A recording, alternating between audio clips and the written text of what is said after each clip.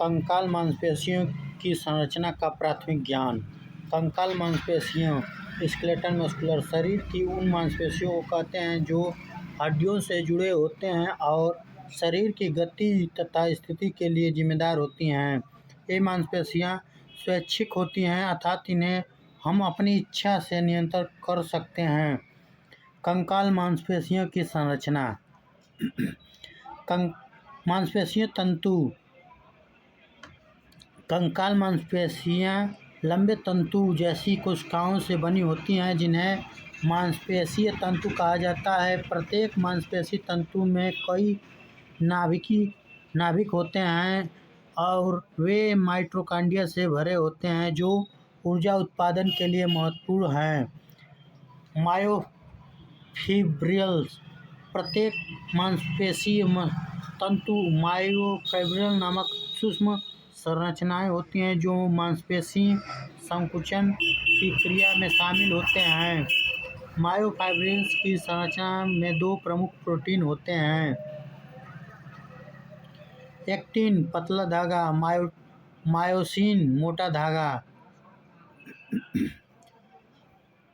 Sarcolemma. मांसपेशी तंतु की बाहरी झिल्ली को सार्कोलेमा कहा जाता है।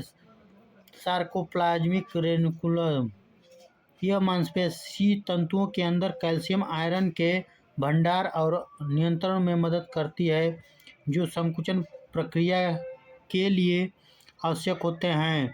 T tubules. ये संरचनाएं मांसपेशी तंतु के अंदर विद्युत केंद्रों को संचारित करने का काम करती हैं। मांसपेशीय संकुचन की शारीरिक क्रिया।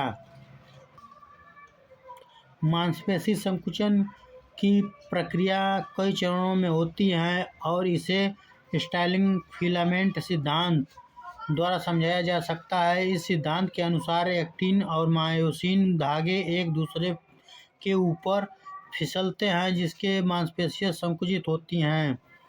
सार्कोमेयर। यह मांसपेशी तंतुओं का कार्यात्मक इकाई होता है। सार्कोमेयर की लंबाई में कमी आने से मांसपेशियां संकुचन होती हैं।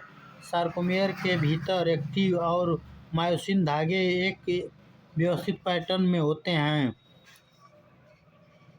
मांसपेशीय संकुचन प्रक्रिया। तंत्रिका संकेत। जब मस्तिष्क से एक तंत्रिका संकेत आता है तो मांसपेशियों के तंतुओं तक पहुंचता है। Calcium release. यह संकेत सार्कोप्लाज्मिक रेटिकुलस से कैल्शियम आयन और छोड़ने के लिए प्रेरित करता है। Actin myosin cross bridging. Calcium की उपस्थिति में मायोसिन एक्टिन के साथ बंध जाता है और क्रॉस ब्रिज बनता है। Power stroke. मायोसिन एक्टिन पर खर्चता है, इससे मांसपेशियां सिकुड़ती हैं।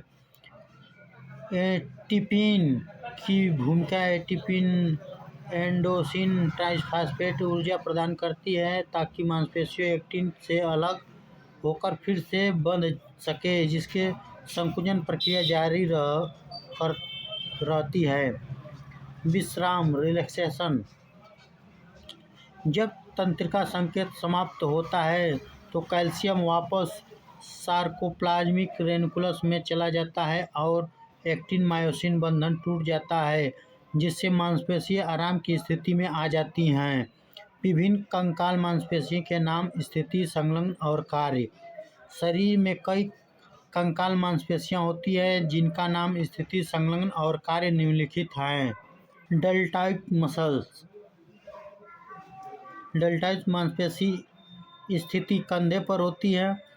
कंधे की हड्डियों से संबंध होता है, यह जुड़ी होती हैं। यह हाथ को उठाने और घुमाने में मदद करती है और यहीं पर बक्सिन लगाया जाता है। Biceps brain. मस्कुलर स्थिति ऊपर बांह के सामने। संबंध कंधे और कोहनी की हड्डियों से इसकी कार्य यह कोहनी को मोड़ने और हाथों को घुमाने में मदद करती हैं। ट्रैक्सिबेरें ब्रेकी ऊपरी बाह के ऊपर संबंध कंधे और कोहनी की हड्डियों से है।